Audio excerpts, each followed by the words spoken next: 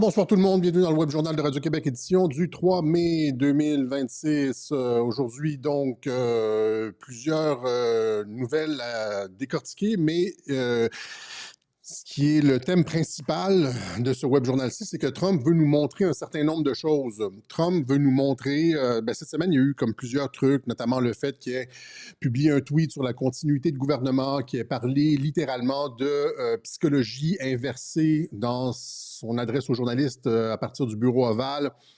Et la tentative d'assassinat aussi, on va revenir un peu là-dessus. Donc, c'est comme si Trump voulait éduquer son public aux opérations d'information complexes.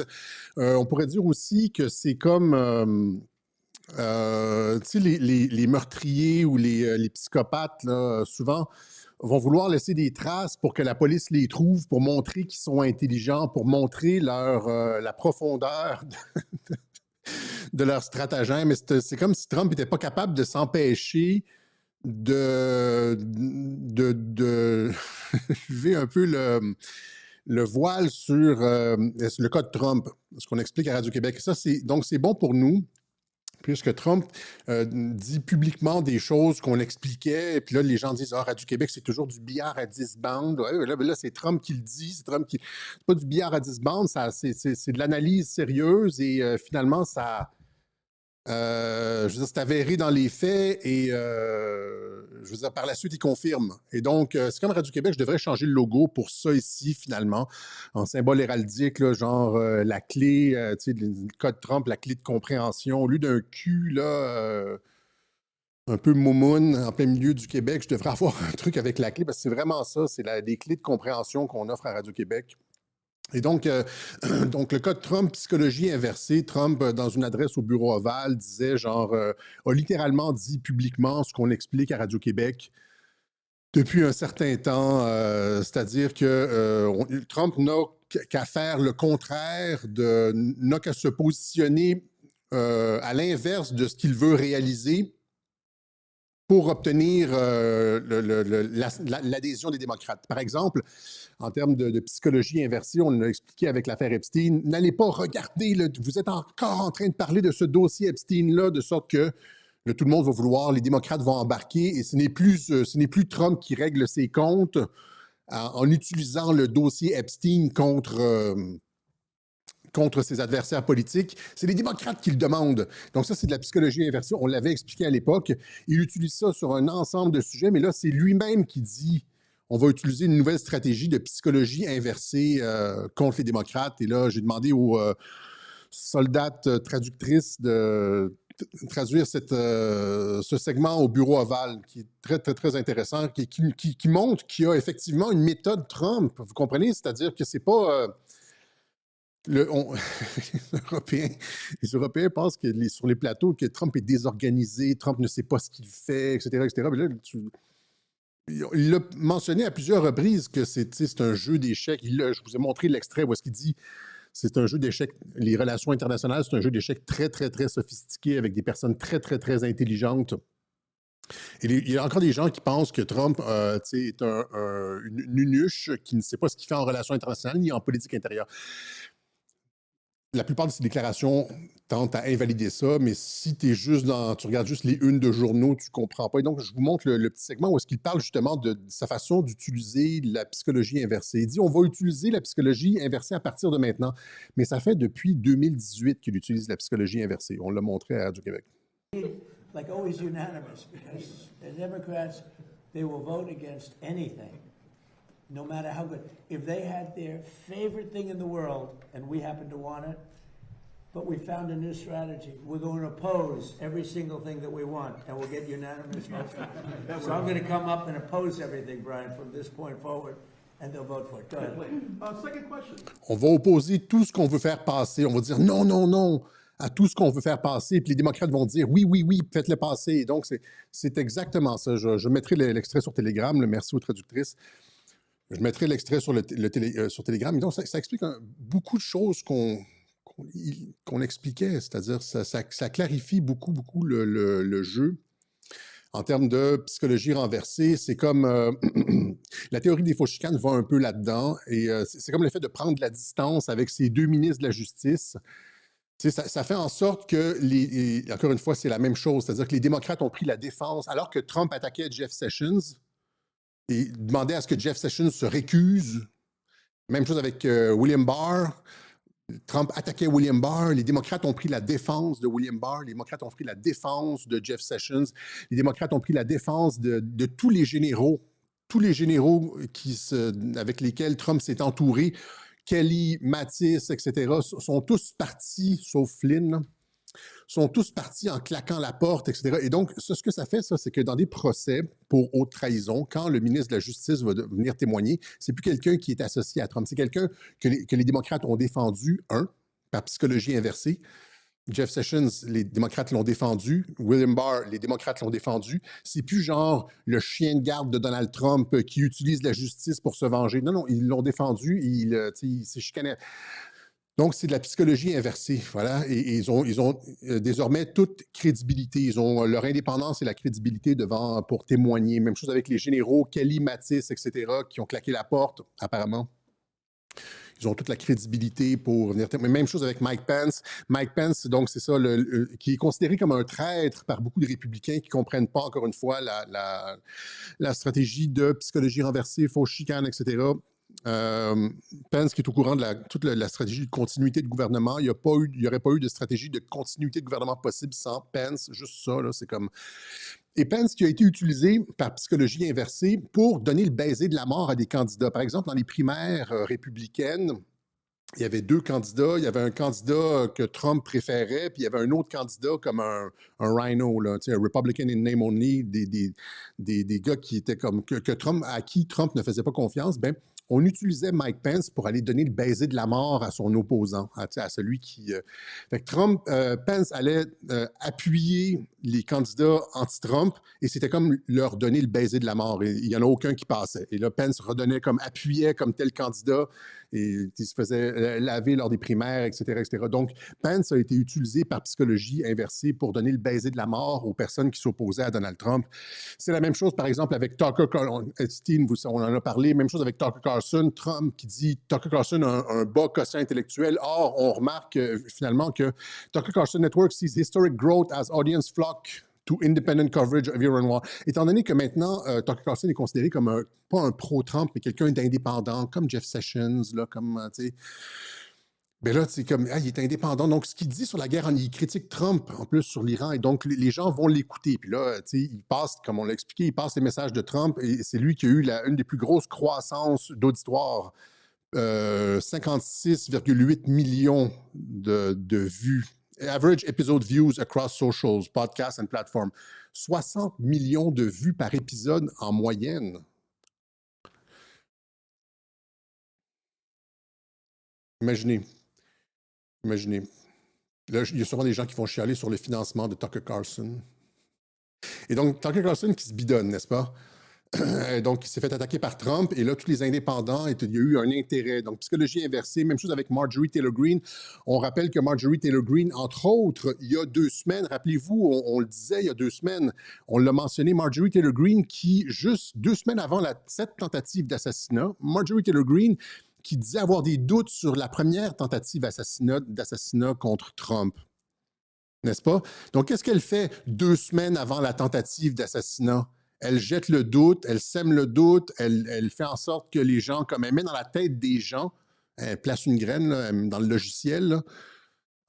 Les tentatives d'assassinat sont fake. Ça, c'était il y a 2 semaines, il y a 2-3 semaines maximum. Rappelez-vous, on en a parlé.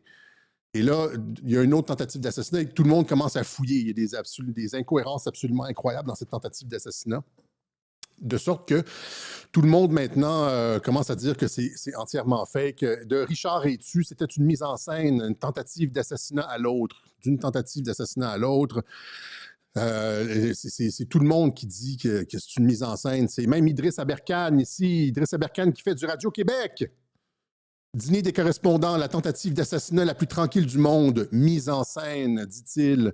Et là, ici, c'est Brandon Straka de Walkaway. Ça, c'est les homosexuels qui quittent le Parti démocrate et qui se rejoignent les républicains parce que les démocrates sont rendus fous.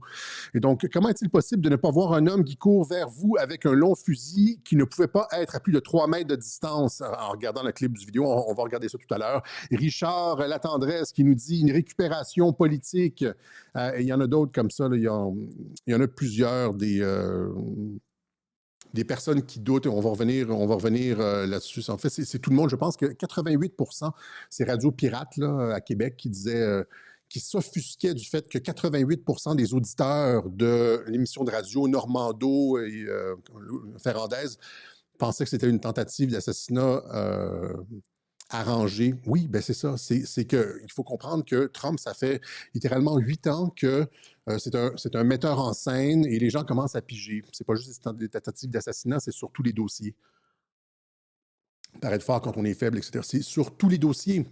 Les gens et Trump le montre de plus en plus quand il dit on va utiliser de psychologie inversée pour faire aux démocrates ce qu'on veut. Imaginez le niveau de contrôle que tu as atteint quand tu peux littéralement dire c'est quoi ta stratégie en public comme ça. Oh, tu n'essaies même plus de la cacher. Là. Tu es dans le bureau ovale puis tu dis on va faire... Là, tout le monde pense à Epstein, etc.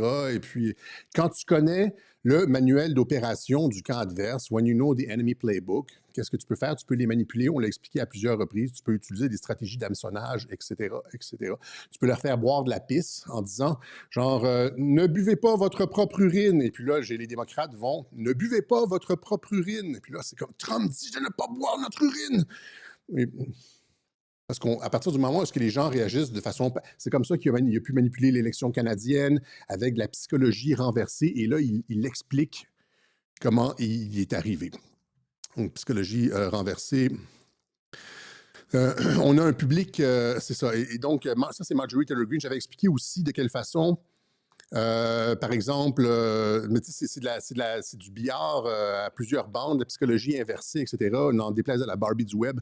Par exemple, quand il a retiré, quand il a mis fin à USAID, tout le monde s'est offusqué de ça en disant il abandonne ses alliés, il coupe des fonds genre aux rizières non-binaires au Bangladesh. C'était comme tout le monde déchirait sa chemise. Alors, comment tu veux réussir à retirer tes troupes de l'OTAN, de l'Europe, vider les bases du Moyen-Orient? Tu dois utiliser, encore une fois, de psychologie inversée.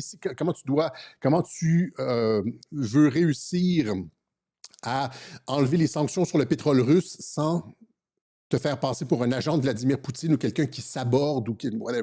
Ben, c'est ça. Tu crées un blocage du détroit d'Ormuz, un blocage artificiel du détroit d'Ormuz, etc., etc. Et les Américains, ils le montrent. Donc, ce qu'on explique dans ce web journal-ci, c'est que Trump le montre, n'est-ce pas? Il le dit. C'est comme le truc sur la continuité de gouvernement. On va y arriver. Il le dit publiquement. Parce qu'il veut un public éduqué. Il éduque les soldats digitaux que nous sommes, l'électorat américain. C'est pas juste les soldats digitaux, c'est l'électorat américain. C'est pour ça qu'il montre sa méthode, de sorte que, là, s'il y a quelqu'un qui a compris ça, c'est dans les commentaires, là, je pense sur mon dernier web journal, les partisans MAGA comprennent la stratégie de communication de Donald Trump grâce aux Q-drops, entre autres. Mais pas que, il le dit, là, on utilise la psychologie inversée, etc. Donc, la preuve, malgré Warp Speed lancé par Trump, les MAGA se sont montrés réticents à la vaccination COVID-19, tandis que leurs opposants s'y sont largement conformés comme des moutons. Donc, la base MAGA de Trump, on l'a déjà expliqué, ce double stratégie de communication, Trump qui est la partie visible, on l'a expliqué, ça, la double stratégie de communication, Trump qui a une façon formelle et officielle de dire les choses, il a les mains propres, alors que la base, tout le monde, Bannon, Flynn, Marjorie Taylor Greene, se dit ne prenez pas le vaccin, ne prenez pas le vaccin. Et la base, largement, pour une large part, n'a pas pris les vaccins, etc., parce qu'ils ont compris la double stratégie de communication de Donald Trump. Voilà. Donc, ils ont aussi, par exemple, pour terminer, genre en 2018-2019, alors que les États-Unis se débarrassaient de MS-13, Trump les traitait d'animaux. Ça, c'est le gang le plus violent. Il n'y a rien qui existe comme ça en Europe. Là. Je pense, je ne me rappelle plus de quel... Ça vient du Salvador, je pense, ou de l'Équateur, je ne me rappelle plus.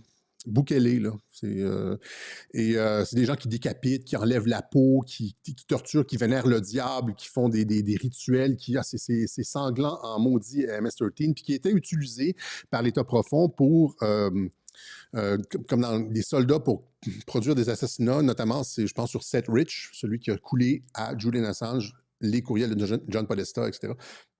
Il s'est fait abattre, je pense, par des gars de MS-13 qui ont eux aussi par la suite été tués pour... Et Trump disait c'est des animaux, etc. C'est que they're animals, tu sais, avec son style. Et puis là, les démocrates prenaient la défense de MS-13. Et de sorte qu'en critiquant certaines choses comme ça, en utilisant un langage outrancier, les démocrates vont se porter à la défense de choses qui sont indéfendables, comme les migrants illégaux, etc., etc. Donc, en connaissant le manuel d'opération du camp adverse, on est capable de leur faire pratiquement n'importe quoi. C'est comme la tentative. Le mugshot, hein, finalement, c'est du judo politique. Voilà. Donc, ça, c'était pour ça. En tout cas, c'était juste pour dire, je parle vite là, mais c'était juste pour dire qu'il a confirmé une partie du code Trump, comme il l'a confirmé, comme il en a confirmé d'autres à d'autres reprises, et qu'il est dans une démarche de démonstration, d'éducation du public, de sorte que les gens comprennent comment Trump communique. Et de pas, pour éviter qu'il y ait des panicans, des gens qui ne comprennent pas son approche et qui parce que oui, c'est un peu compliqué et donc mais pour que les gens comprennent, il faut que ce soit expliqué et il le fait. Il a montré autre chose cette semaine. Il a essentiellement, il a parlé de continuité de gouvernement. Il a dit j'ai passé ce test 3 fois durant mes 3 mandats de président et j'ai réussi avec brio chaque fois.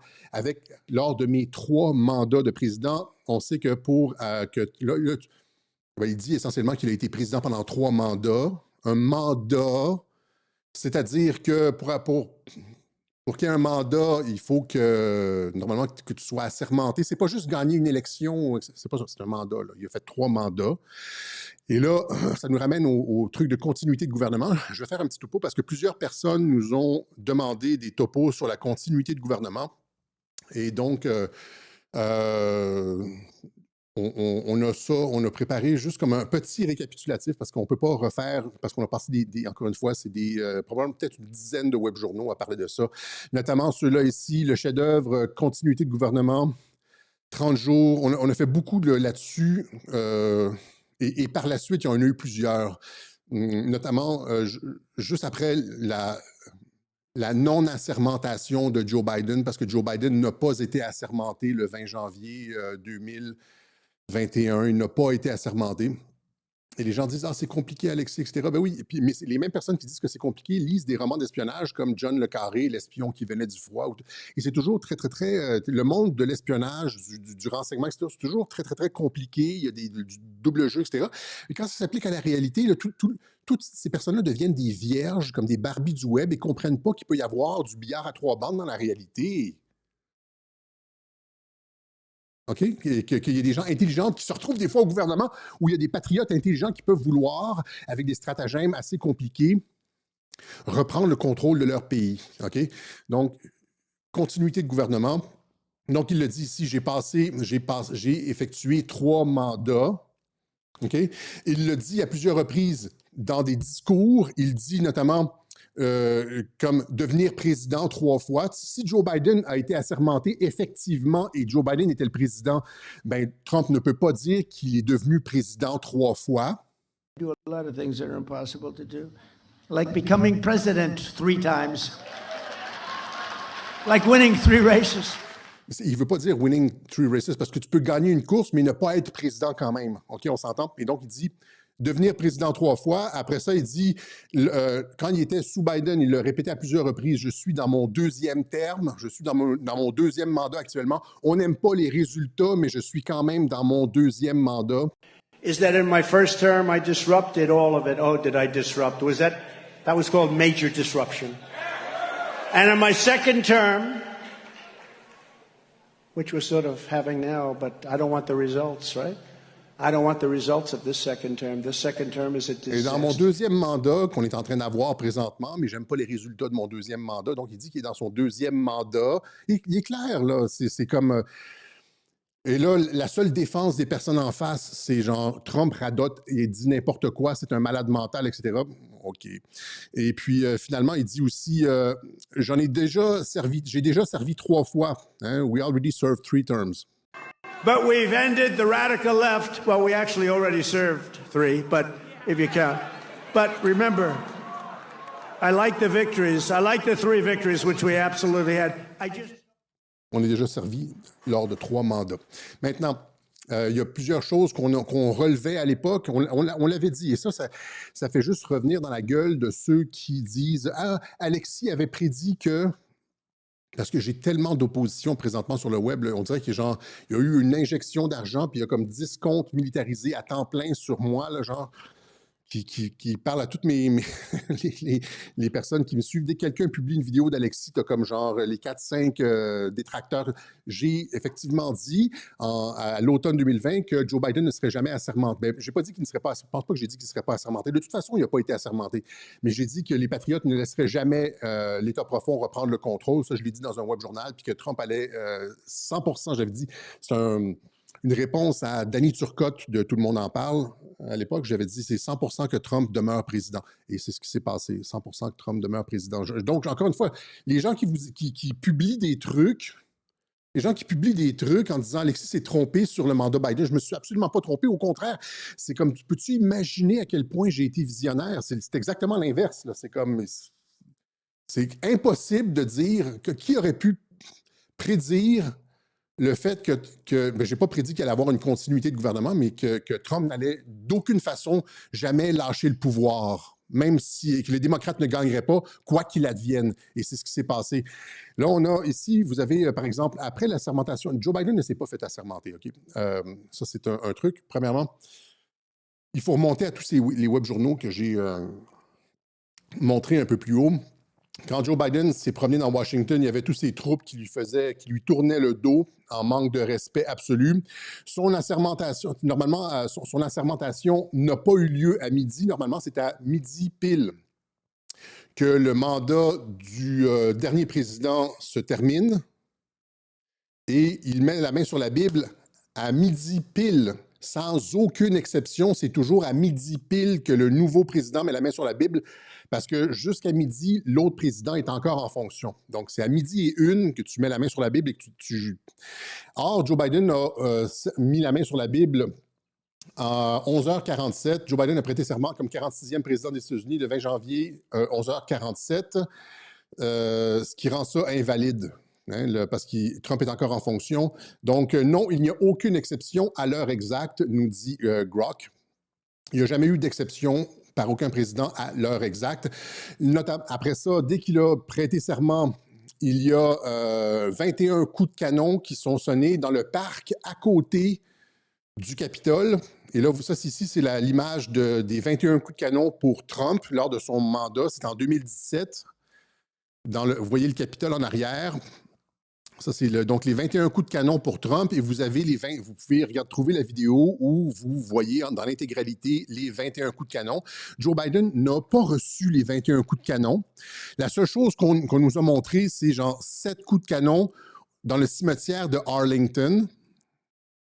Or, le cimetière de Arlington n'est pas dans D.C. et les 21 coups de canon doivent être, même si c'est pas, non, traditionnellement, c'est dans le parc à côté du Capitole, comme ici, c'est normalement, mais dans la loi, c'est que ça doit être à l'intérieur de D.C. Si tu peux pas le faire à l'intérieur, juste à côté du Capitole, tu le fais dans un parc plus loin, mais ça doit être à l'intérieur de Washington, D.C., de l'État de District of Columbia. Or, le cimetière de Arlington, si vous regardez ici, j'ai été le chercher, vous avez en bleu le Capitole. Et là, après ça, il y a le Potomac qui traverse Washington. D'un côté, vous avez le district de Columbia et de l'autre côté, c'est l'État de la Virginie. Et le cimetière de Arlington est en Virginie, il n'est même pas dans le district de Columbia. Donc, les 21 coups de canon sont illégaux et il y en a un, il n'y en a pas eu 21, il y en a eu 7 et ils ont été effectués dans le district de Virginie. Il y a eu aussi le général, il y en a plein comme ça d'éléments qui montrent que Joe Biden n'a effectivement pas été assermenté comme il faut d'aucune façon que ce soit. Selon les règles, selon la Constitution des États-Unis, le 20 janvier 2021. Il y a ici le général William J. Walker, qui est un des généraux de la Garde nationale de Washington, qui a affirmé à la télévision que tout se passe bien, il remercie tout le monde et que nous allons avoir une transition pacifique vers le pouvoir militaire. Ça, c'est ça la continuité de gouvernement, parce que Trump a pris du recul et il y a eu une continuité de gouvernement sous contrôle militaire. Et donc, je vous montre ça. Transition to military rule. C'est à la fin du clip. Start out by saying what the current threat level is. Do you have what you need in place to counter it? Who have come in from all 50 states and territories to help support the Secret Service and the police departments with a peaceful transition of military power. With the peaceful transition to military power. C'est pas une administration civile à une autre, c'est d'une administration civile à un pouvoir militaire. Et, mettez ça dans votre tête, rajoutez, il y en a beaucoup, beaucoup, beaucoup. Je ne peux pas faire un web journal, je ne peux pas faire genre un web journal juste là-dessus. Il y a au début 2020, quand Trump s'est rendu compte qu'on essayait de le destituer avec la COVID, avec cette pandémie, pour changer les règlements de vote, pour permettre la fraude électorale, pour le tasser, parce que c'est une menace existentielle à l'État profond et aux syndicats criminels transnationaux, cartels bancaires, etc., quand ils ont essayé de le tasser avec la COVID, parce que la COVID, c'était pour tasser Trump, il a créé il a créé en fait 7 programmes de continuité de gouvernement ultra secrets que les démocrates ont essayé d'obtenir et que les démocrates n'ont jamais obtenu. Ils n'ont jamais obtenu les documents confidentiels sur lesquels étaient basés les 7 programmes de continuité de gouvernement. Et vous en avez, il y a l'article ici qui en parle, ici, Inside the Military's Top Secret Plans if Coronavirus Cripples the Government, à l'intérieur des plans top secrets de l'armée si le coronavirus rend décapite le gouvernement, alors que Trump savait que c'était une grippe.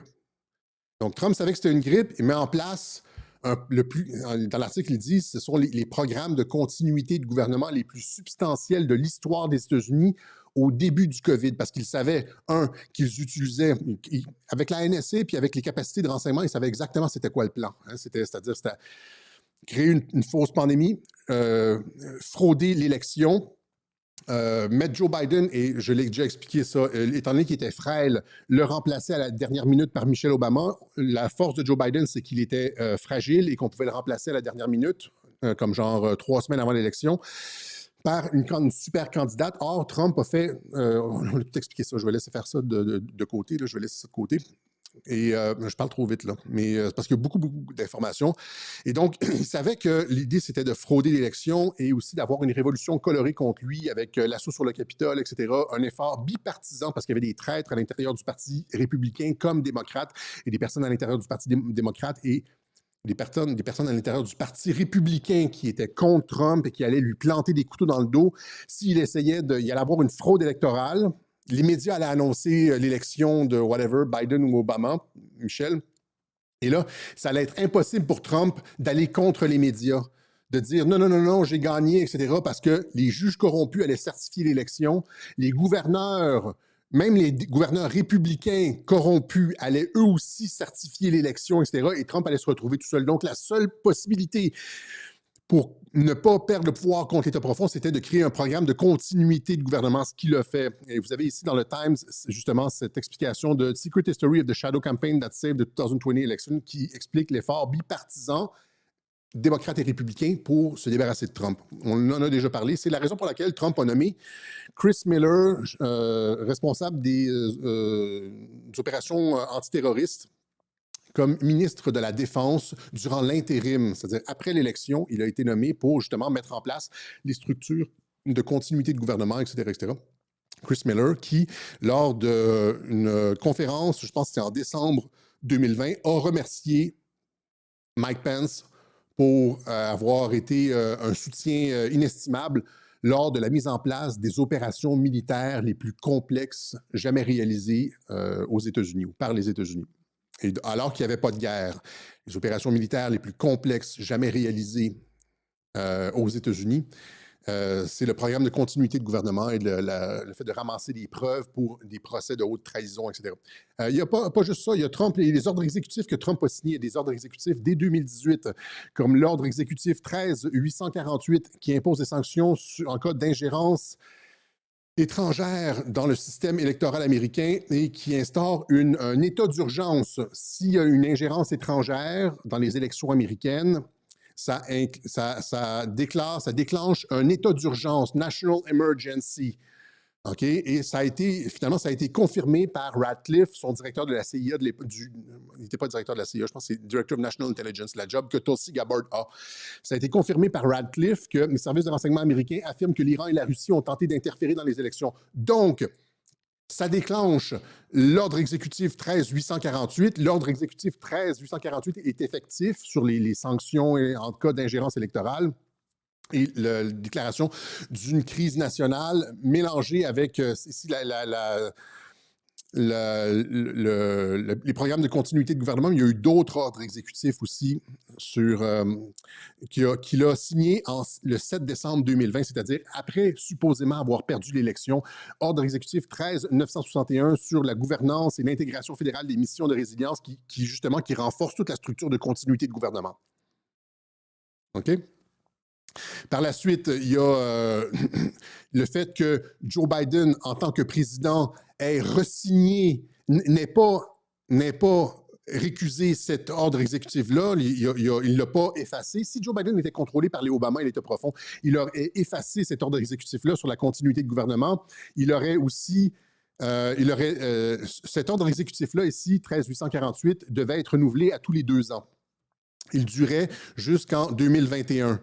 Et Joe Biden, en bon candidat contrôlé, l'a réactivé à 2 reprises, je pense que c'est en 2022 ou en 2023, puis une autre reprise. C'est-à-dire que si c'est l'État profond qui contrôlait Joe Biden, pourquoi est-ce que l'État profond fait en sorte que Joe Biden signe des programmes de continuité de gouvernement qui favorisent Trump, mis en place par Trump?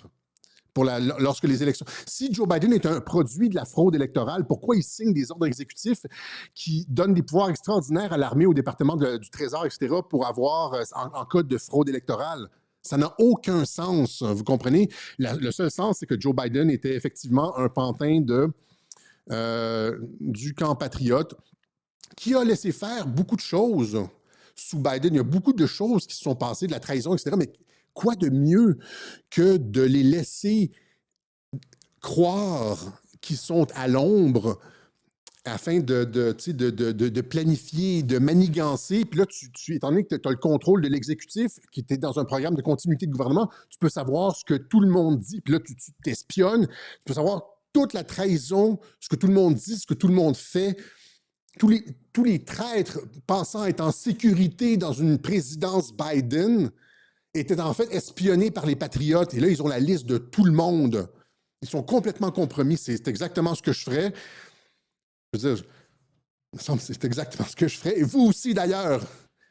Et il y a aussi toutes ces fois, à 2 ou 3 reprises, on a vu Trump faire des discours à partir du cahier du président. Vous voyez? Et c'est pas juste ça. Comme je dis dans le début de ce web journal-ci, il le montre. L'objectif, c'est de montrer, comme il dit, là, il explique la stratégie de psychologie renversée, il montre avec son tweet que ça fait, je suis ici depuis 3 mandats, il montre les choses. Il y a juste les gens, il y a juste les imbéciles qui ne comprennent pas, là. Il ne ferait jamais ça quand tu es dans le billard à 3 bandes de ces gens. Il le montre.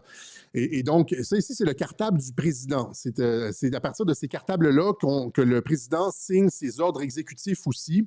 Vous avez le logo présidentiel et c'est marqué aussi en bas, si vous regardez bien, « The President ». Et donc, il fait ses discours à partir de... Et ça, c'est illégal.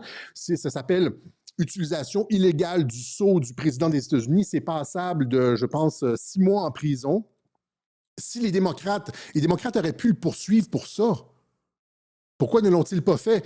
Pourquoi inventer des histoires d'agression sexuelle quand tu peux facilement le poursuivre pour avoir utilisé le logo du président des États-Unis? S'il n'est pas président des États-Unis, il utilise le logo du président des États-Unis, il s'en va en prison. Hein? Et ça ici, vous voyez, ça c'est ce que vous pouvez acheter, c'est les genres de cartables que vous pouvez acheter dans la boutique de la Maison-Blanche. Quand vous allez visiter la Maison-Blanche, le White House Gift Shop, vous pouvez acheter ce même genre de cartable, mais lui ici, c'est marqué de président et il l'utilise dans ses discours. Et ça, c'est sans compter le fait que après la fausse tentative d'assassinat de l'été 2024, c'est une fausse tentative d'assassinat, encore une fois, pour les raisons qu'on a expliquées ici, même tout le monde a vu que son oreille était absolument pas embêtée. Ça, c'était genre 2 semaines après. Tout le monde, il n'y avait aucune égratignure sur son oreille. Il a porté un petit pansement après, lors de la convention républicaine, mais finalement, il n'y avait rien. Tout le monde, tous les démocrates savent que c'était une fausse tentative d'assassinat, puis que son oreille n'avait rien. Puis il y a même un journaliste qui lui a dit « Comment ça se fait que votre oreille est intacte? » Et là, vous voyez, ça, c'est des gens qui disent « C'est pas possible, l'oreille, il n'y a aucune, même pas une égratignure, rien. » Le gars, il a 80 ans, il devrait y avoir une trace. Là, il a répondu à ça en disant « Je guéris très vite. » OK? Et donc, je vous invite à voir pour tous les arguments sur la première fausse tentative d'assassinat, celui-là ici, JSOC et le Saint, parce que tout ça est expliqué en détail. C'est un metteur en scène, c'est pas... il développe une stratégie de l'attention, j'ai expliqué encore une fois en 2024, lors de la campagne, avec toutes sortes de choses qui se passaient en 2024, des menaces, il y avait une deuxième tentative d'assassinat à l'époque, c'est la deuxième tentative d'assassinat. Il y avait des trucs qui se passaient dans les rallyes avec des gaz, etc. Puis il y avait un climat de tension. Je vous avais expliqué dans ce web journal-là que j'avais fait avec un mauvais éclairage et un mauvais micro sur la route. Je vous avais expliqué que la stratégie de l'attention, c'était à l'avantage du camp Trump. Hein, c'était comme, c'est comme le mugshot. Trump accusé, c'est à son avantage. Des tentatives d'assassinat, c'est à son avantage. C'est à son avantage. Hein? Récupération politique, la tendresse commence à allumer, mais il n'ira pas juste aussi loin que Marjorie Taylor Greene, qui affirme que la première tentative d'assassinat était une fausse. Elle était, il n'y a rien eu, aucune blessure à l'oreille et rien. Et donc, 2 semaines avant celle-ci, cette tentative d'assassinat-ci, pour donner de l'eau au moulin des théories de la conspiration, parce que Trump montre les trucs, là. C'est comme, il veut un public averti des gens intelligents, c'est comme, il ne peut pas vous le dire, il peut seulement vous le montrer. Hein? Donc, et ça, c'est sans compter finalement, lors de la dernière tentative d'assassinat en 24, là, à Butler, la chef des services secrets a été, j'avais montré le clip à l'époque, Kimberly Cheadle avait été interviewée au Congrès. Et il y a eu un échange avec le congressiste Jimmy Fallon, je pense que c'est pas Fallon, c'est pas Jimmy Fallon, je me rappelle plus Fallon, son nom. Et elle avait dit, on lui a demandé, Fallon lui avait demandé, est-ce qu'il y a une différence entre un président en fonction et le candidat Trump en termes de sécurité? Est-ce que les deux candidats à la course, là, il y avait Biden et Trump, là, les deux candidats à la course, est-ce qu'ils ont les mêmes mesures de sécurité pour les protéger? Et là, elle répond, et là, le clip n'est pas en HD, mais l'audio est correct, le clip en HD, je l'ai à quelque part, vous verrez les épisodes de 2024. J'avais montré l'extrait de presque de 5 minutes au complet pour pas qu'on m'accuse d'avoir coupé quelque chose, là, le contexte. Elle dit, il y a une différence entre un gouvernement en fonction et la continuité de gouvernement. Il y a une différence entre la sécurité d'un président en fonction et la continuité de gouvernement.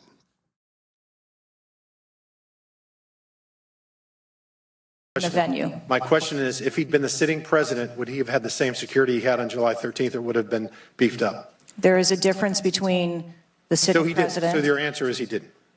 and continuity of government and the responsibility So he that we did have. not. Okay, there wasn't a cat team. There's a difference between a sitting president and continuity of government.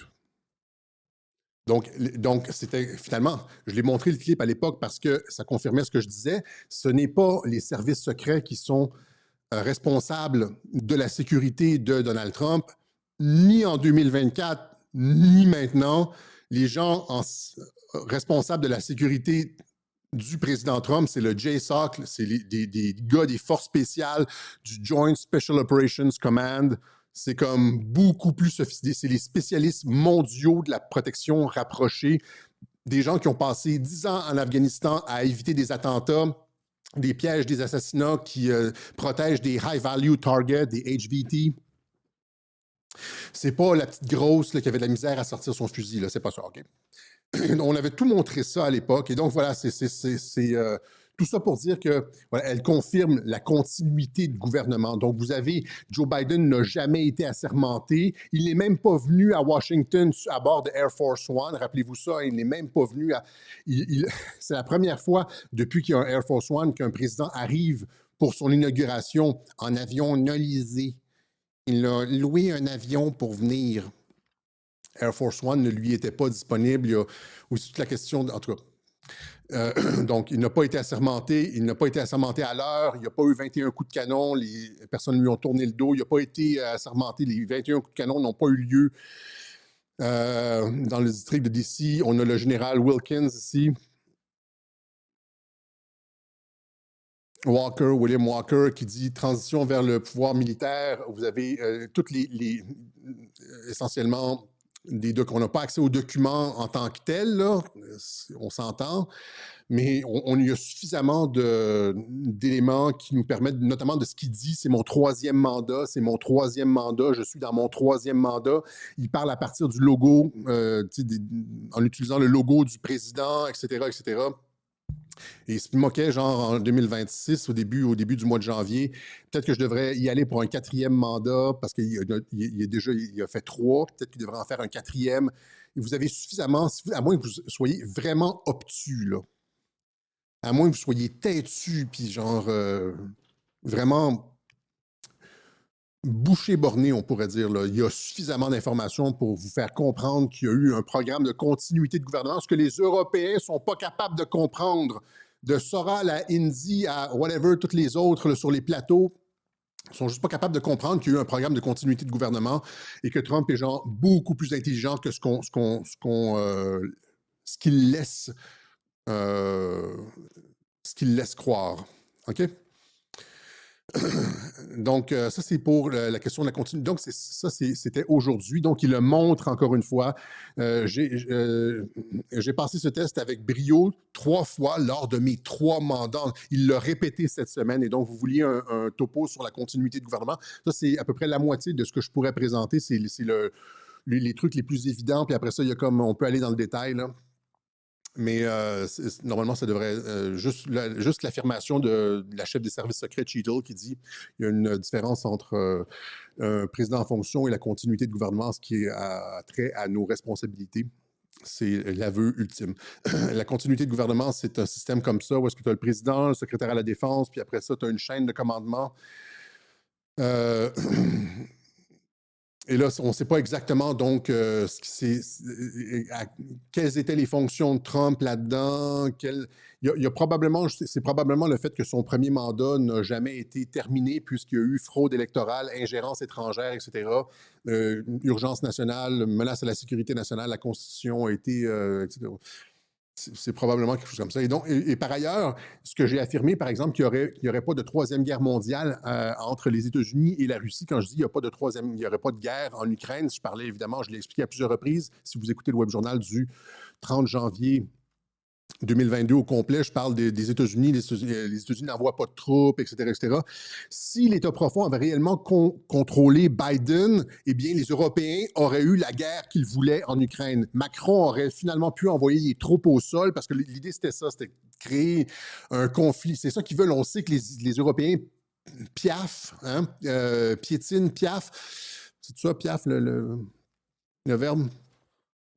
Parce qu'ils veulent y aller. Hein, ils veulent donner du matériel, ils veulent envoyer des troupes au sol, ils veulent une aggravation du conflit. Ils auraient pu, si le système, comme je l'ai expliqué en 2022, oui, j'ai encore expliqué ces choses-là de façon totalement géniale. Je ne devrais pas dire ça, là, mais c'est comme le système est verrouillé. Et donc, si le système n'avait pas été verrouillé et Joe Biden avait réellement été une créature de l'État profond, il y aurait eu des troupes européennes, des soldats au sol, comme des unités régulières de l'armée française qui se seraient rendues, et de l'Allemagne, de l'Angleterre, qui se seraient rendues là-bas, et où on aurait pu, ils auraient pu, étant donné qu'avec Joe Biden, il contrôlait l'OTAN maintenant, là, puis que c'était l'État profond qui contrôlait l'OTAN, ils auraient pu inclure l'Ukraine dans l'OTAN et enclencher l'article 5 et faire en sorte que l'OTAN entre en guerre contre la Russie et là, on aurait eu la Troisième Guerre mondiale. Or, rien de ça ne s'est passé parce que Joe Biden était contrôlé par le camp Trump. Vous avez des preuves, comme je l'ai montré dans le truc, vous avez après ça des preuves que vous pouvez déduire dans les actions qui ne se sont pas produites, que le système international était verrouillé, comme je l'ai dit. Le système international était verrouillé. Les patriotes n'auraient jamais pris la peine de céder la branche exécutive à l'État profond, sachant que l'État profond ne voulait que la Troisième Guerre mondiale. Ils n'auraient jamais pris cette chance-là. Et donc, ils ont mis en place un système de continuité de gouvernement où Biden a été contrôlé au lieu de... etc., etc. Okay? Voilà. Là, je m'enflamme, là.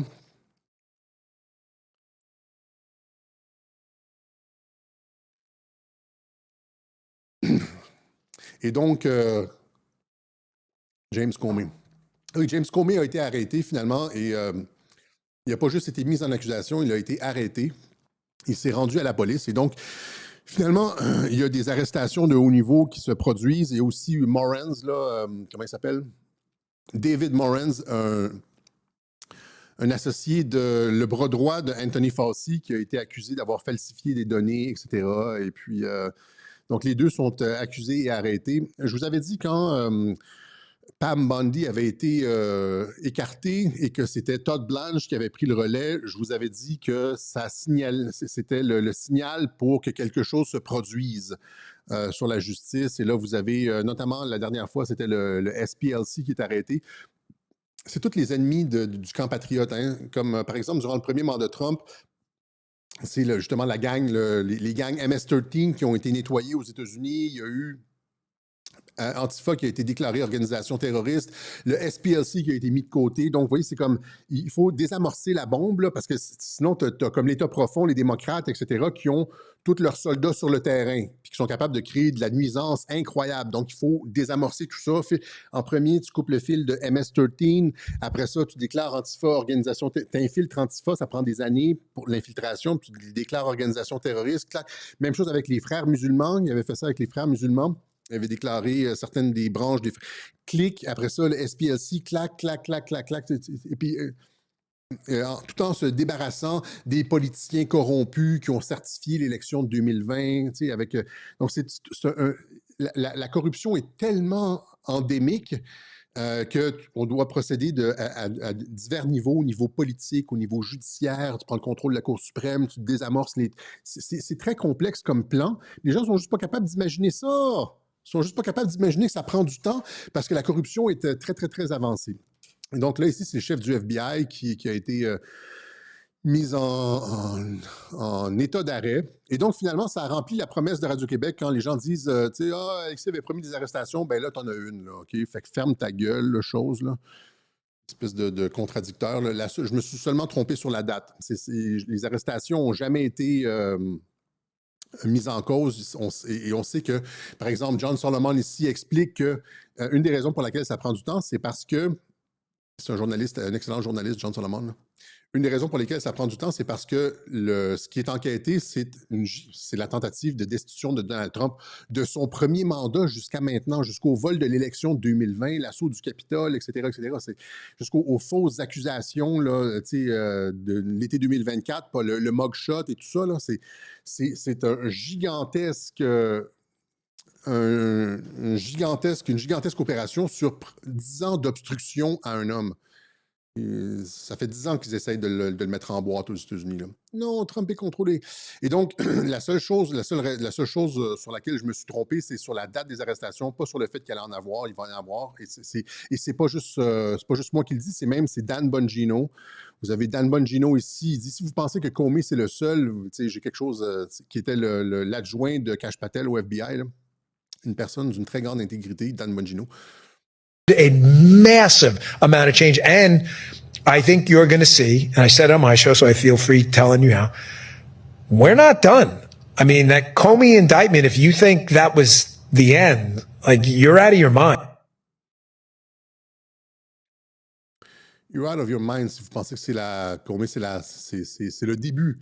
C'est comme ça qu'on monte les échelons. Même chose avec Morens, là. C'est comme ça que tu te rends face. Tu l'accuses lui, c'est comme ça que toutes les organisations de police fonctionnent. En premier, tu arrêtes les personnes en bas de la... Ces personnes-là parlent, puis signent des ententes hors cours. pour dénoncer leurs supérieurs, etc. Et donc, ici, c'est ça, c'est le début de la fin de Fauci avec ça. Et Comey, c'est la même chose, c'est le début de la fin de Clapper, Brennan et Obama. Okay, parce qu'il va parler, j'avais déjà expliqué la dernière fois qu'il avait été embêté, je pense l'année dernière, que même Q avait mentionné, à un moment donné, il avait mentionné que dans le post 3599, il parlait de récolte, c'est le temps de la récolte, etc. Puis il parlait de Higher Loyalty, et Higher Loyalty, c'était le livre que Comey avait écrit. Et donc, c'est comme si Comey était prêt à passer aux aveux. Ça avait été annoncé. Et après ça, juste le 86-47. Okay? Donc, 86, ça veut dire tuer. C'est ce qu'on appelle un 186. Je l'avais déjà expliqué à quelques reprises. Et les gens disaient, ils ne comprenaient pas, mais tout le monde sait c'est quoi un 86. 86-47, ça veut dire tuer le président. C'est tuer 47, c'est Trump. Là, et c'est pour ça qu'il a été accusé, parce que tout le monde sait c'est quoi. C'est tellement évident que tout le monde sait. Et là, la question, posez-vous la question. Comment peut-on, en tant que directeur du FBI, faire une menace d'assassinat aussi claire que ça? Ça, 86-47, c'est comme si on disait, c'est comme il faudrait tuer Trump. C'est la même chose, tout le monde a compris. Il n'y a personne qui n'a pas compris. Donc, encore une fois, c'est impossible que ça ait été...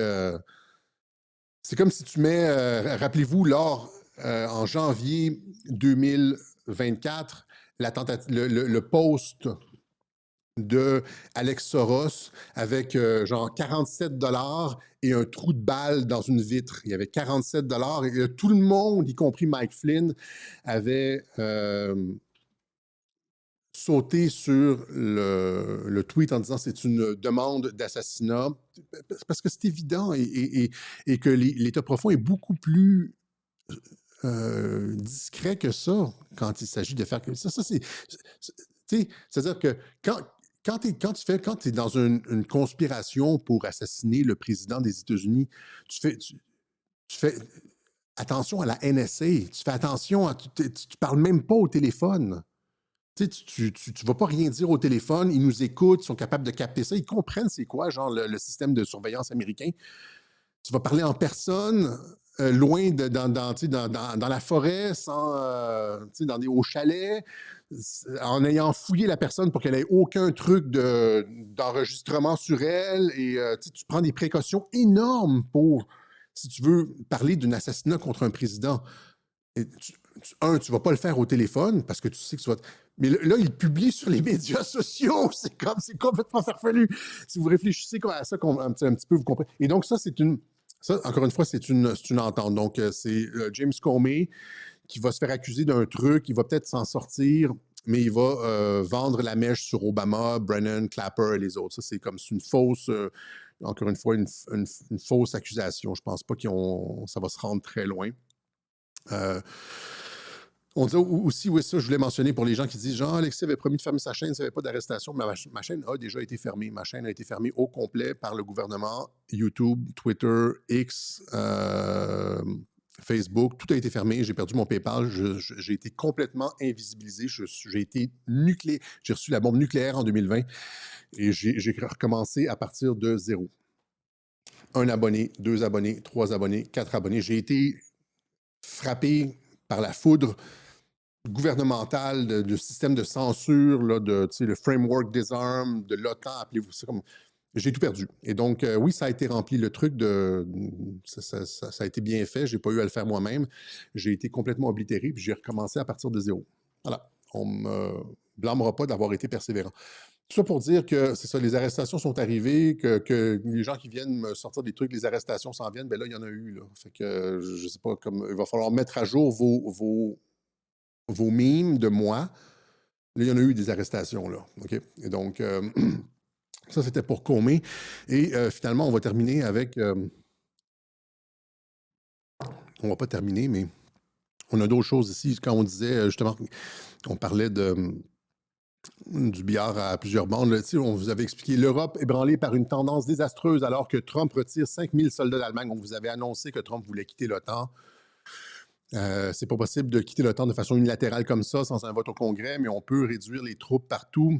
Et comment le faire si c'est pas en feignant un problème dans le Golfe? Et là, genre, l'OTAN ne veut pas. L'Espagne ne laisse pas les avions américains utiliser ses bases et l'OTAN est inutile. Ça fait 7 ans qu'on explique que Trump veut sortir de l'OTAN, mais tu dois le faire d'une façon, tu dois avoir une justification pour le faire. Tu peux pas le faire comme comme nos opposants, j'ai l'insulte facile, là. Parce que c'est tellement une vision réductrice là, de la politique. C'est comme, on dirait qu'on s'adresse à des enfants. Donc, tu dois avoir une justification pour sortir de l'OTAN. Okay? Donc, les États-Unis vont réduire leurs effectifs militaires en Allemagne de 5 000 hommes sur fond de tension entre Trump et Merz. Tu as besoin d'une raison pour le faire. C'est comme j'avais expliqué avec le USAID. Il l'a fait, il est arrivé, puis il a fait ça avec une hache. Tchoc! Et ça a provoqué un tollé international. Et là, donc, tu as besoin d'une raison pour le faire. Et si tu veux, par exemple, rétablir les liens avec la Russie, les liens économiques, parce que les deux pays ont des choses ensemble, ça fait longtemps que Trump veut réhabiliter les relations avec la Russie. Tu as une crise du pétrole qui te permet de lever les sanctions sur la... Je l'avais expliqué en Alaska, là, la réhabilitation. Ben là, il y a eu sa justification, crise du pétrole qui permet de lever les sanctions sur l'énergie russe, etc. Puis ça passe comme, il y a une justification, ça passe comme une lettre à la poste. Et là, la Russie accroît ses ventes de pétrole, tandis que l'UE avertit que l'économie mondiale est ébranlée. Donc, la Russie augmente. La Russie est contente de ce qui se passe. C'est un beau cadeau à la Russie. Et je me demande comment ça fonctionne dans la tête de personnes comme Xavier Moreau, etc., qui ne voient pas les liens entre Trump et la Russie. L'OTAN fragilisé par Trump envisage de mettre fin à ses sommets annuels. Hein? Et donc,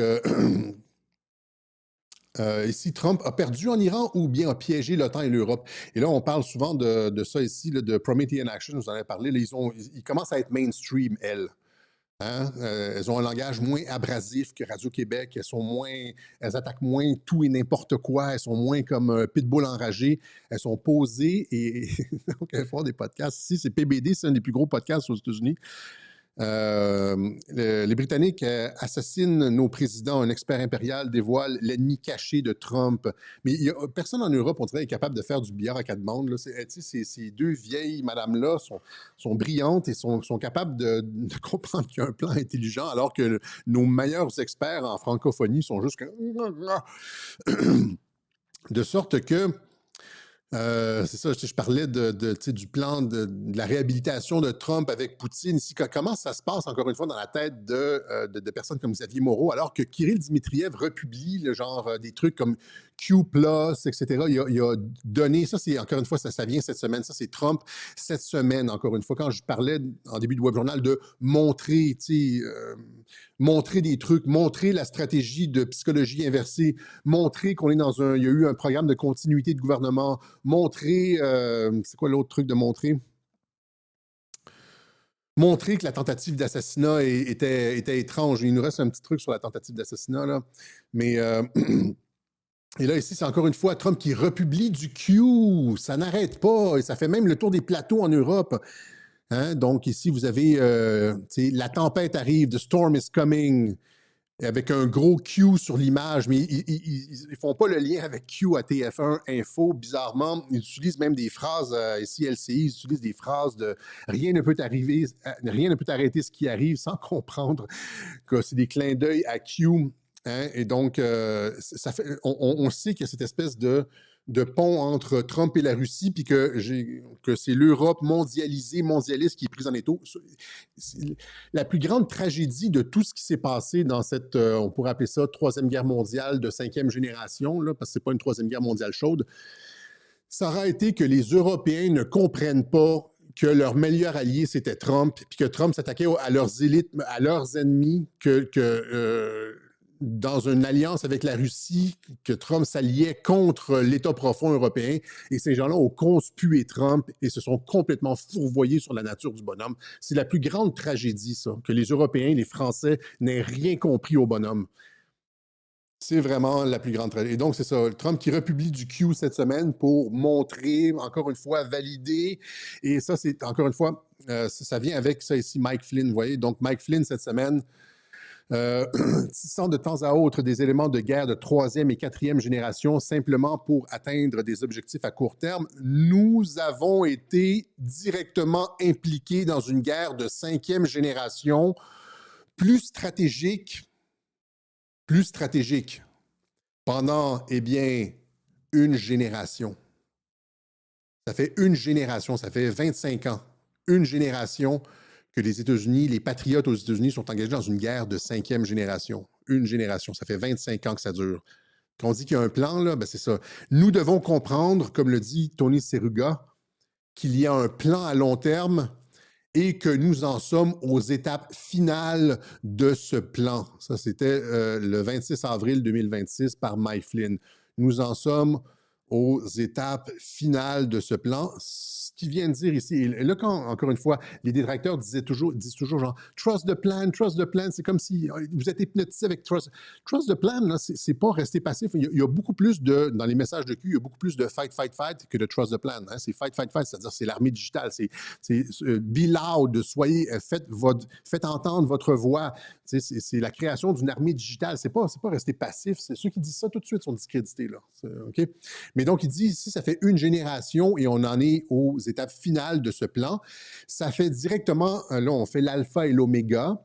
Ça fait directement référence au post 1082 de Q où est-ce qu'il dit « The Start, POTUS », c'est-à-dire Trump et JFK Jr., la relation entre Trump et JFK Jr., ils étaient des bons amis. L'accident d'avion de 1999, Hillary qui se présente au Sénat en 2000, The Start. Donc, ça, c'est le post 1082 qui nous explique que le début de l'opération a commencé en 2000 avec la mort de JFK Jr. et sa relation avec le président Trump. Ça, c'est le début. Et ici, on a l'alpha et l'oméga. Mike Flynn qui nous dit nous sommes aux étapes finales de ce plan. Donc, vous avez the start et on est bientôt au finish. OK? Voilà.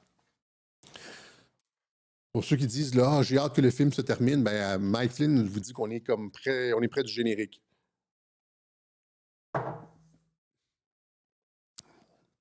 Maintenant, finalement, on va regarder juste des trucs, encore une fois, impossibles. Je veux dire, il y a la quantité de personnes qui ont dit que cette tentative d'assassinat était totalement étrange et bizarre. Je veux juste vous montrer des vidéos de...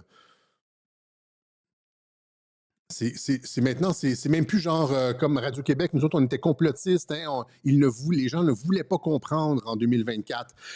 Mais on est 2 ans plus tard et les mentalités ont beaucoup évolué sur Trump. Les gens comprennent que Trump est un metteur en scène et maintenant, ça passe beaucoup mieux le fait que la tentative d'assassinat ait pu être orchestrée par Donald Trump. Maintenant, je pense qu'il y a peut-être même une majorité de démocrates qui le pensent. Les républicains continuent à dire non, ils n'oseraient pas. Tu sais, c'est comme si la gang MAGA. Nous autres, on n'est pas de la gang MAGA. On n'est pas... Il y a MAGA, là, puis nous autres, on n'est pas... J'ai déjà expliqué. MAGA, c'est comme Sean Hannity, là. On n'est pas MAGA. On est comme... Nous autres, on est dans la gang montrer. C'est montrer le mode d'opération, comprendre le code Trump.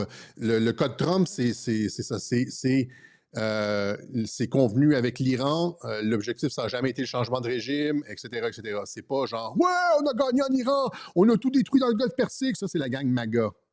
À Radio-Québec, c'est pas ça. À Radio-Québec, il y a comme les deux partis sauvent la face. OK? On reviendra bientôt. Il a annoncé au Congrès que c'était terminé, l'Iran, là, que c'était déclaré au Congrès américain que le cessez-le-feu a mis fin au conflit iranien. Il n'y a pas eu de changement de régime, pas de troupes au sol, pas de Troisième Guerre mondiale. Et ce qu'on va avoir, c'est un changement de leadership, comme je l'avais expliqué en été 2024. 2025, l'été dernier, j'avais dit que si ça allait être... j'ai le clip, là. Dès qu'ils vont signer un accord, je vais sortir le clip. On va voir que, encore une fois, j'avais raison 1 an à l'avance. Maintenant, je voulais remercier avant de terminer, avant de passer à l'assassinat, là, genre les gens qui nous soutiennent. On a fait des appels au soutien pour notre campagne de financement. Il y a pas mal de personnes qui nous ont appuyés, qui ont répondu à l'appel. On vous remercie de tout cœur. Comment on fait? C'est comme ça, là, ou comme le style coréen, là, comment ils font? Merci beaucoup, en tout cas. Et ça, c'est les façons de nous aider. Donc, vous savez, comment nous aider. On va étendre ça d'une semaine supplémentaire par la poste, par Interac, par carte et aussi Bitcoin, PayPal, etc. C'est les façons de soutenir Radio-Québec parce qu'on a une analyse, encore une fois, qu'on vous retrouverez nulle part ailleurs. On a raison des années à l'avance. Oui, on aurait eu une continuité de gouvernement. On l'a pratiquement annoncé, je veux dire, avant la fin de l'élection de 2020. Et après ça, on a été les premiers à documenter ça. Tout simplement, genre...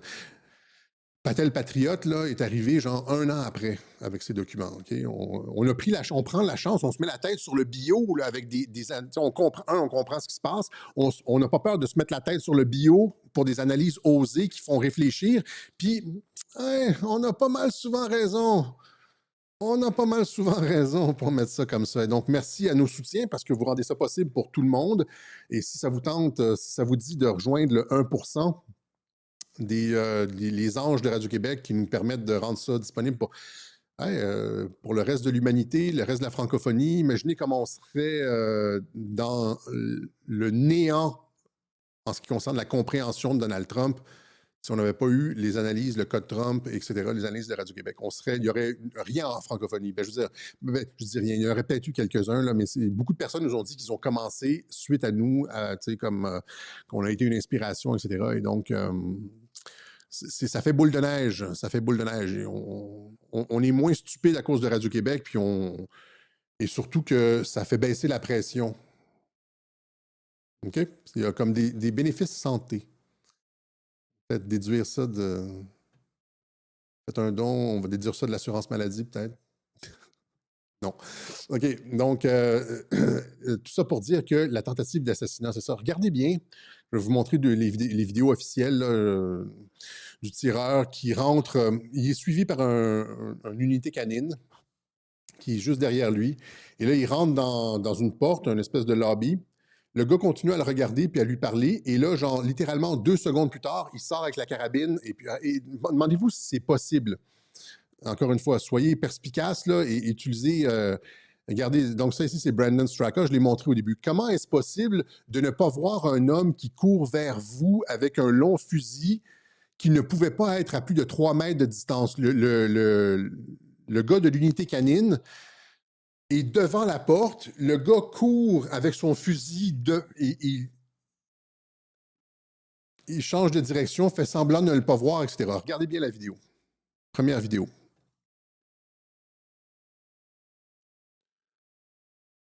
Donc là, on voit Cole Allen qui rentre dans la porte ici, le lobby. Il y a pas, on dirait pas qu'il y a d'armes sur lui, là. Il ne semble pas porter l'arme sur lui, il semble juste... en tout cas, c'est un shotgun. L'arme qu'il a utilisée, c'est un shotgun. Fait que il n'y a pas un shotgun sur lui, là. Après ça, il y a l'unité canine qui rentre. Et après ça, regardez combien de temps, c'est quoi la séquence entre le moment où l'unité canine tourne la tête et la séquence où Cole ressort avec son fusil. C'est pratiquement impossible qu'il ne l'ait pas vu. Là, normalement, Cole devrait partir à courir, là. Il court. Il ne l'a pas vu courir.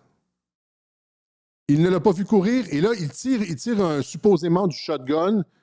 Regardez ça, bang, il tire un coup de shotgun et il n'atteint aucun des 3 officiers en bas. Il n'atteint... Attends, là, je vais sortir une... On va sortir une flèche pour montrer. Ça, ici, on a un premier coup de feu ici. Donc, on a un premier coup de feu ici. Il n'atteint aucun des 3 officiers ici avec un shotgun. Vous savez, c'est quoi un shotgun? Là? Ça tire...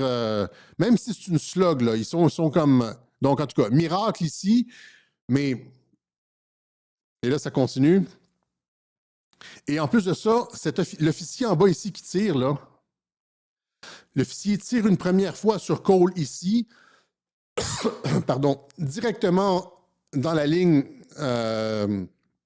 avec des personnes autour, personne n'est touché. Il tire une deuxième fois ici, puis une troisième fois ici. Regardez ça, regardez, il tire 3 fois, là. 1, 2.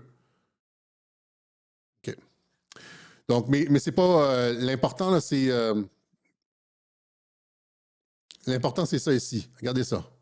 Je le remets une dernière fois. On a l'officier canin qui regarde Cole, qui semble le regarder, qui le regarde. Et là, où est-ce qu'il sort son arme? D'où est-ce qu'il sort son arme? 2 secondes plus tard, il est avec son arme et il court. Il ne l'a pas vu sortir son arme et courir. A massive amount of change. And I think you're going to see. Ça, c'est impossible, hein, en termes de... Il le regarde, puis 2 secondes plus tard, il sort de la porte en courant avec son... Qu'est-ce qui s'est passé, là? Mais c'est pas juste ça. Après ça, il y a une fille qui a fait une vidéo qui est allée en 3D, puis qui est allée... là, ici, on voit les fois où l'officier tire directement dans la ligne avec des personnes derrière. Personne n'est atteint, et puis, normalement, on tire pas comme ça, mais ça, c'est pas important. Il y a une fille qui a fait une vidéo et elle est allée en 3 dimensions. Regardez, c'est où que Cole Allen rentre. Tu sais, la porte où est-ce qu'il rentre, où est-ce que l'unité canin le suit. Mais c'est pas juste un hangar, là. C'est pas juste comme une remise ou quelque chose comme ça. C'est le hall d'entrée avec les ascenseurs et là où il y a comme plein de sécurité. C'est là où il y a eu l'événement tapis rouge, là, tu sais. Et donc, il y a plein de sécurité à cet endroit-là. Donc, Cole rentre là, a le temps de changer une arme. Pensez-y sérieusement là, à quel point c'est complètement farfelu comme histoire et comme à quel point c'est normal. C'est normal de se retrouver dans le 88% de gens qui doutent. Des auditeurs de Normando et Ferrandez. Là. Je vous montre la vidéo de la fille. Je les mettrai sur Telegram. Do you guys realize the hallway that Cole Allen walked into? Hung out in for a couple seconds, took off his jacket, and then ran back out of past security, armed, and then eventually got tackled. You realize what hallway that is, right? It is not just a random storage hallway where they had catering trays. Et donc, elle montre la vidéo, puis après ça, elle utilise un truc 3 dimensions pour... Carpet area where he was eventually tackled and laying. Donc, voici, quand tu rentres, ça c'est l'endroit où il est rentré. Et vous voyez, c'est un endroit, c'est l'entrée, c'est l'endroit avec des ascenseurs. Oh. C'est un endroit où il y avait de la sécurité, c'est un endroit où il y avait des gardes armés, c'est l'endroit où il y a eu l'événement tapis rouge, c'est l'entrée de l'édifice. C'est l'entrée des... Imaginez la sécurité qu'il y a là. Et là, ça, c'est le même endroit lors de l'événement. C'est là qu'il y a eu l'événement tapis rouge. Et donc,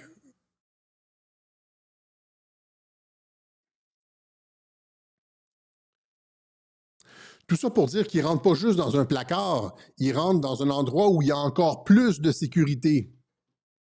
Et là, il n'y avait pas l'arme sur lui apparemment, c'est un fusil long comme ça. S'il l'avait sur lui, il la sort d'un sac alors que l'unité canine regarde. Il la sort d'un sac devant les autres agents de sécurité. Là. Il y a des agents de sécurité devant les ascenseurs et tout. C'est un événement tapis rouge. Il fait ça, puis après ça, il repart à courir. Donc, c'est tout ça pour dire que beaucoup de personnes trouvent que c'est complètement farfelu, etc., etc. Voilà. Mais de toute façon, c'est ça. Et Marjorie Taylor Greene, qui, 2 semaines avant, disait, genre, cette tentative d'assassinat de l'été 2024 était frauduleuse, blablabla. Bla, bla, bla. Elle avait raison. On l'a montré. Là, ici, celle-là aussi est frauduleuse. Et ça avantage Trump, comme le dit la tendresse. C'est récupération politique, stratégie de l'attention, etc., etc. Et donc, à l'avenir, soyez plus perspicaces. Il n'y a aucune honte à penser que c'est, contrairement à ce qu'on essayé de faire à Radio Pirate, là, ils ont essayé de shamer ceux qui pensaient que c'était une tentative d'assassinat montée de toutes pièces. Même à Berkane, là, je pense que c'est monté de toutes pièces. Il n'y a aucune honte à penser que c'est monté. Si vous utilisez votre cerveau, à partir du moment où est-ce que vous utilisez votre cerveau, il n'y a pas de honte. Si vous commencez à sortir des trucs qui n'ont aucun rapport, là, genre tu sais, genre, je sais pas, je ne veux pas moquer de personne, si vous faites des inférences qui n'ont aucun lien avec la réalité, ouais, OK, Mais à partir du moment où est-ce qu'on regarde les vidéos, puis qu'on trouve qu'il y a un certain nombre d'incohérences, à partir du moment où est-ce qu'on a réellement, on est allé au fond des choses, il n'y a aucune honte à avoir d'utiliser son cerveau. Il y a juste les hosties de tarés de la droite retard qui disent, tu sais, comme... C'est des débiles, les gens qui pensent que c'est organisé. Il faut vraiment être retardé puis avoir son cerveau à off pour sortir des propos comme ça. OK? Voilà. C'est ce qu'on avait pour vous aujourd'hui. Donc, vous avez eu un truc sur Trump essaie de montrer la psychologie inversée. Il l'explique. Il a montré aussi cette semaine dans les tweets qu'il en était à son 3e mandat. Je vous ai expliqué la théorie de la continuité de gouvernement. Il a publié aussi d'autres tweets sur Q cette semaine qui montrent que tout ça continue à être valable. En plus de ça, il y a eu des arrestations et une fausse tentative d'assassinat. C'est la totale. Voilà, c'est ce qu'on avait pour vous aujourd'hui. On remercie encore une dernière fois ceux qui ont fait des contributions au Web Journal de Radio-Québec. On est incapable. C'est une petite PME qui, contrairement aux autres PME d'information où on vous demande de payer automatiquement pour accéder à du contenu, nous autres, c'est du sociofinancement éthique. On fait ça gratuitement et on laisse ça à votre entière bienveillance, le fait de nous appuyer ou non. On ne pourra pas toujours le faire. Je suppose qu'éventuellement, en tout cas, non, laissons ça là. Mais en tout cas, on remercie ceux qui le font. On voit les noms passer. Il y en a qui sont là depuis 8 ans. On les voit les noms repasser. Voilà, ça nous touche beaucoup. Le fait que vous, et vos lettres, vos soutiens, on en reçoit beaucoup des courriels de soutien, là, et puis des commentaires positifs, je vous dis, ça compte tellement. Et si vous ne pouvez pas contribuer, c'est correct, là, c'est correct. On va survivre au moins, je suppose, cette année. Et puis, mais un commentaire positif, des fois, ça change ma journée. Voilà, ça... Parce que tout ça c'est le moral. Hein, qu'est-ce que font nos adversaires? Tu sais, les comptes qui sont militarisés contre Radio-Québec, ils plombent le moral. Ils plombent le moral. C'est juste ça. Hein, c'est comme Cossette a dit ça, ça s'est pas passé. Cossette fait ci, Cossette fait ça. Rien va se passer. Ils plombent le moral. Ils alourdissent tout ça. Là, alors que ça va quand même passablement bien. Et donc, mais la question du moral, moi aussi, ça m'affecte. Je suis un être humain, là. Puis quand j'ai passé une journée à argumenter avec des ploucs sur X, là, genre des personnes de mauvaise foi, puis j'en ai bloqué genre 45. Je finis ma journée, puis si mon fils me croise, je suis comme... Il me trouve, t'es donc bien sec. J'ai passé la journée à argumenter avec des... Et donc, mais c'est ça, donc c'est comme... c'est comme dans les jeux vidéo, là, tu sais. Tu perds des vies, tu te fais attaquer, ta barre de vie diminue, puis après ça, tu rentres sur une potion, puis là, c'est comme ça que ça fait un peu quand on a des commentaires positifs. La potion, c'est comme des potions de vie, le commentaire positif. Ça donne le goût de continuer. Allez, fait que c'est ça qu'on avait pour vous aujourd'hui. On se donne rendez-vous la semaine prochaine pour une autre édition du Web Journal de Radio-Québec. Salut la gang. Where we go one, we go all. Un pour tous, tous pour un.